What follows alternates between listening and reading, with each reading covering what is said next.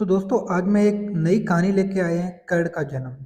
तो धृतराष्ट्र, पांडु और विदुर के लालन पालन का भार भीष्म के ऊपर था। तीनों पुत्र बड़े होने पर विद्या अध्ययन के लिए भेजे गए। धृतराष्ट्र बल विद्या में, पांडु धनुर्विद्या में तथा विदुर धर्म और नीति में निपुण थे। युवा होने पर धृतराष्ट्र अंधे होने के कारण राज्य के उत्तराधिकारी न बन सके। विदुर दासी पुत्र थे, इसलिए पांडु को ही हस्तिनापुर का राजा घोषित किया गया। भीम ने धृतराष्ट्र का विवाह गांधार की राजकुमारी गंधारी से कर दिया। गंधारी को जब ज्ञात हुआ कि उसका पति अंधा है, तो उसने स्वयं अपनी आंखों पर पट्टी बांध ली। उन्हीं दिनों यदुवंशी राजकुमारी गंधारी से कर दिया। गंधारी को जब ज्ञात हुआ कि उसका पति अंधा है, तो उसने स्वयं अपनी आंखों पर पट्टी बांध ली। उन्हीं दिनों यदुवंशी राजा सूरसेन की पोषित कन्या कुंती जब सयानी हुई, तो पिता ने उसे घर आए हुए महात्माओं के सेवा में लगा दिया। पिता के अतिथि गृह में जितने भी साधु महात्मा ऋषि मुनि आदि आते, कुंती उनकी सेवा में मन लगाकर किया करती थी। एक बार वहां दुर्वासा ऋषि आ पहुंचे। कुंती ने उनकी भी मन लगाकर सेवा की। कुंती की सेवा से प्रसन्न होकर दुर्वासा ऋषि ने कहा, पुत्री, मैं तुम्हारी सेवा से अत्यंत प्रसन्न हूँ। अतः मुझे एक ऐसा मंत्र देता हूँ जिसके प्रयोग से तू जिस देवता का स्मरण करेगी वह तत्काल तेरी समझ प्रकट होकर तेरी मनोकामना पूर्ण करेगा। इस प्रकार दुर्वासा ऋषि कुंती को मंत्र प्रदान करके चले गए।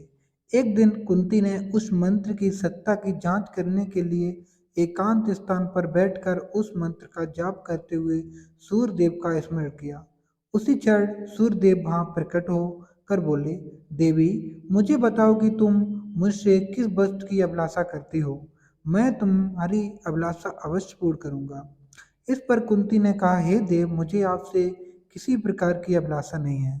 मैंने तो केवल मंत्र की सत्ता परखने के लिए उसका जाप किया है। कुंती के इन वचनों को सुनकर सूर्यदेव बोले, हे कुंती, मेरा आना व्यर्थ नहीं जा सकता है। मैं तुम्हें एक अत्यंत पराक्रमी तथा दानशील पुत्र प्रदान करता हूँ। इतना कहकर सूर्यदेव अंतर्ध्यान हो गए। कुंती ने लज्जावश यह बात किसी से नहीं की कह सकी। समय आने पर उसके गर्भ से कवच कुंडल धारण किए हुए एक पुत्र उत्पन्न हुआ। कुंती ने उसे एक मंजुषा में रखकर रात्रि बेला में गंगा में बहा दिया। वह बालक बहता हुआ उस स्थान पर पहुंचा जहाँ पर धृतराष्ट्र का सारथी अदरथ अपने अश्व को गंगा नदी में जल पिला रहा था। उसकी दृष्टि कवच कुंडलधारी शिशु पर पड़ी। अदरथ निसंतान था, इसलिए उसने बालक को अपने छाती से लगा लिया और घर ले जाकर उसे अपने पुत्र के जैसा पालने लगा। उस बालक के कान अति सुंदर थे, इसलिए उसका नाम कर्ण रखा गया। कर्ण गंगा जी में बहता हुआ जा रहा था कि महाराज धृतराष्ट्र के सारथी अदरथ और उनकी पत्नी राधा ने उसे देखा और उसे गोद ले लिया और उसका पालन करने लगे। कुमार अवस्था से ही कर्ण की रुचि अपने पिता अदरथ के समान रथ चलाने की बजाय युद्ध कला में अधिक थी। कर्ण और उसके पिता अदरथ आचार्य द्रोण से मिले, जो कि उस समय युद्ध कला के सर्वश्रेष्ठ आचार्यों में से एक थे। द्रोणाचार्य उस समय कुरु राजकुमारों को शिक्षा दिया करते थे। उन्होंने कर्ण को शिक्षा देने से मना कर दिया, क्योंकि कर्ण एक सारथी पुत्र था और द्रोण केवल क्षत्रियों को ही शिक्षा दिया करते थे। द्रोणाचार्य की असम्मति के उपरांत कर्ण ने परशुराम से संपर्क किया, जो कि केवल ब्राह्मणों को ही शिक्षा दिया करते थे। कर्ण ने स्वयं को ब्राह्मण बताकर परशुराम से शिक्षा का आग्रह किया। परशुराम ने कर्ण का आग्रह स्वीकार किया और कर्ण को अपने समान ही युद्ध कला और धनुर्विद्या में निषाद किया। कर्ण को उसके गुरु परशुराम और पृथ्वी माता से श्राप मिला था। कर्ण की शिक्षा अपने अंतिम चरण पर थी। एक दोपहर की बात है। गुरु परशुराम कर्ण की जंघा पर सिर रखकर विश्राम कर रहे थे। कुछ देर बाद कहीं से एक बिच्छू आया और उसकी दूसरी जंघा पर काट कर घाव बनाने लगा। गुरु का विश्राम भंग ना हो, इसलिए कर्ण बिच्छू को दूर न हटाकर उसके डंक को सहता रहा। कुछ देर में गुरुजी की निद्रा टूटी और उन्होंने देखा कि कर्ण की जांघ से बहुत रक्त बह रहा है। उन्होंने कहा कि केवल किसी क्षत्रिय में ही इतनी सहनशीलता हो सकती है कि वह बिच्छू डंक को सह ले, न किसी ब्राह्मण में।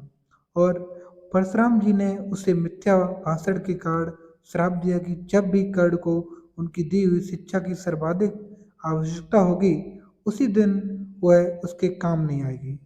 कर्ण, जो कि स्वयं ये नहीं जानता था कि वह किस वंश से है, ने अपने गुरु से क्षमा मांगी और कहा कि उसके स्थान पर यदि कोई और शिष्य भी होता तो वो भी यही करता।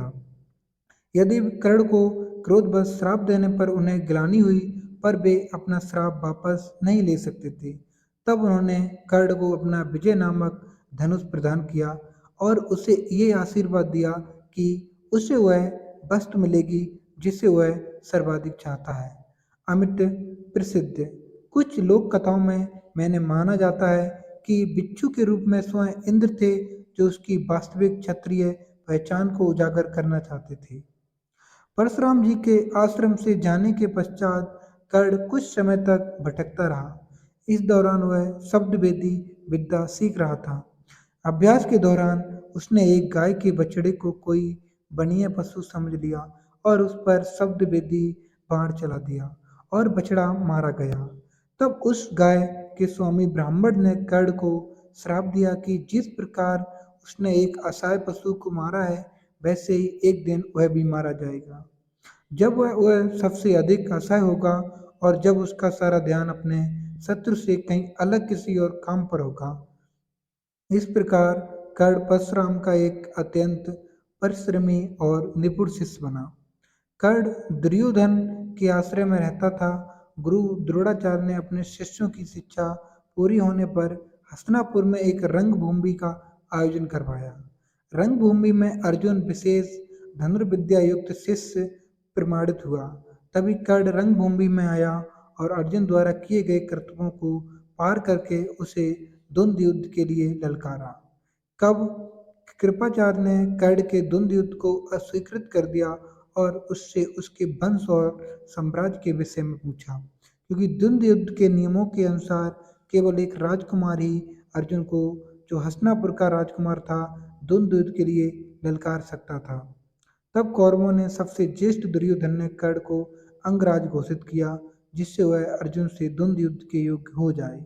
जब कर्ण ने दुर्योधन से पूछा कि वह उसके इसके बदले में क्या चाहता है, तब दुर्योधन ने कहा कि वह केवल ये चाहता है कि कर्ण उसका मित्र बन जाए।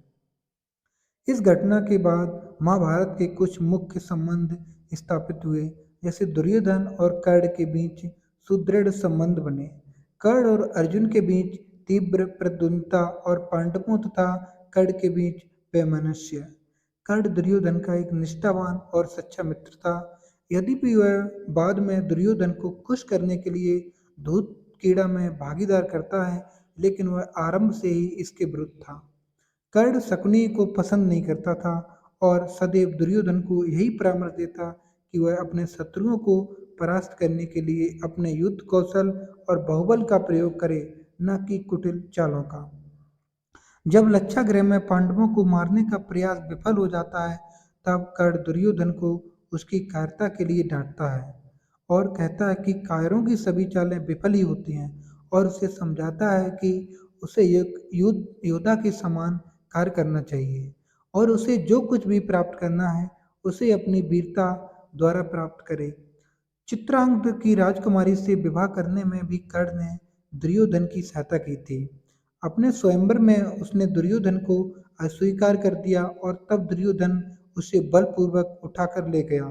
तब वहां उपस्थित अन्य राजाओं ने उसका पीछा किया, लेकिन कर्ण ने अकेले ही उन सबको परास्त कर दिया। परास्त राजाओं में जरासंध, शिशुपाल, दंतवरक, साल्व और रुक्मी यादव थे। कर्ण की प्रशंसा स्वरूप जरासंध ने कर्ण को मगध का एक भाग दे दिया। भीम ने बाद में श्री कृष्ण की सहायता से जरासंध को परास्त किया, लेकिन उससे बहुत ही पहले कर्ण ने उसे अकेले परास्त किया था। कर्ण ने जरासंध की इसे दुर्बलता को उजागर किया ताकि उसकी मृत्यु केवल उसके धड़ को पैरों से चीरकर दो टुकड़ों में बांटकर हो सकती है। तो कहानी अच्छी लगी तो चैनल को सब्सक्राइब और लाइक करना और इस वीडियो को शेयर करना।